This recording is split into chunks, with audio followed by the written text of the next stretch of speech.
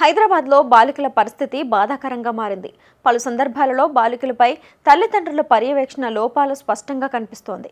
దీని తదనంతరం కొన్ని సందర్భాలలో బాలికలు సైతం కొందరు పోకిరీల వలకు చిక్కుతున్నారు.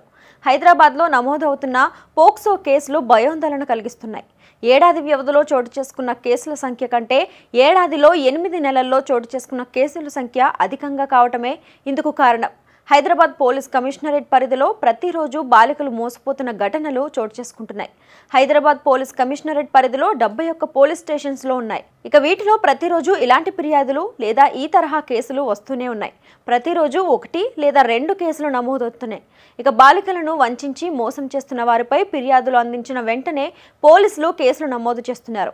2023లో ఇలాంటి కేసులు మొత్తం 377 కేసులు నమోదు కాగా ఈ ఏడాది ఇప్పటి వరకు ఆగస్టు వరకు సుమారు 500 పోక్సో కేసులు నమోదయ్యాయి. ఇక 2022లో నమోదైన కేసుల సంఖ్య 428. ఇలా గతంతో పోలిస్తే ఏడాదిలో 8 నెలల వ్యవధిలోనే అత్యధిక కేసులు నమోదు కావడం విశేషం. ఇక మోసపోతున్న చిన్నారుల సంఖ్యలో అధికంగా 12 నుంచి 15 వయసు గల బాలికలు బాధితులుగా ఉంటున్నారు. మరోవైపు బాలికలను ట్రాప్ చేసి మోసం చేస్తున్న నిందితుల సంఖ్య సగటున 25 నుంచి 35 వయసు గల యువకులు ఉంటున్నారు. ప్రతి ఏటా 400కు పైగా పోక్సో కేసులు నమోదవుతున్నాయి.